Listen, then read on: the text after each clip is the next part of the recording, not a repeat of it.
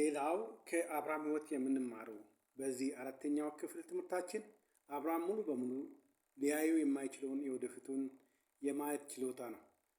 ይህ ቅጽበት የተከሰተው ከሎጥ ከተለየ በኋላ እንደሆነ እንረዳለን። ይህ ትልቅ እምነት ተግባር ነው።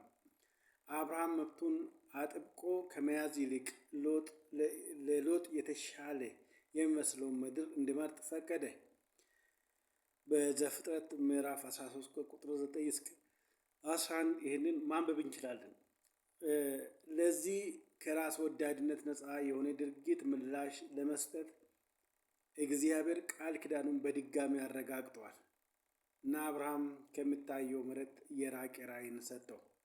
ዓይንን አንሳና አንተ ካለህበት ስፍራ ወደ ሰሜንና ወደ ደቡብ፣ ወደ ምስራቅና ወደ ምዕራብ እይ። እግዚአብሔር አብርሃምን በመንፈሳዊ ዓይን እንዲያይ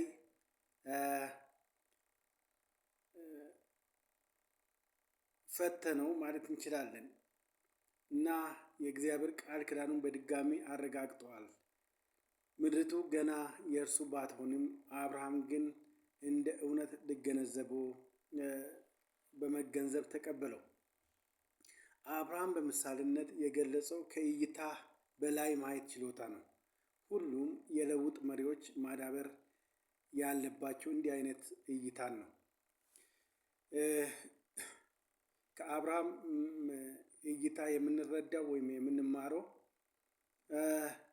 የረጅም ጊዜ የተስፋ ቃል ኪዳን የወደፊት ትውልዶችን ያካተተ እንደነበረ፣ ሉዓላዊነቱ ዘሮቹ ሁሉም አሕዛብን እንደሚባርኩ በእምነት ላይ የተመሰረተ እንደሆነና ራእዩ የተመሰረተው በእግዚአብሔር ቃል ብቻ ላይ እንጂ በአሁናዊ ሁኔታዎች ላይ እንዳልሆነ እንመለከታለን።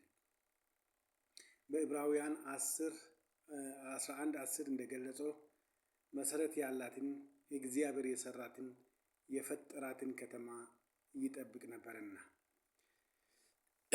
እንግዲህ አብርሃም በማየት ሳይሆን በእምነት ይመራ ነበር። ሐዋርያው ጳውሎስ በእምነት እንጂ በማየት አንመላለስምና በማለት በሁለተኛ ቆሮንቶስ ምዕራፍ 5 ቁጥር 7 ገልጿል። ይህ ቁጥር የአብርሃምን መሪነት ጉዞ ያንጸባርቃል።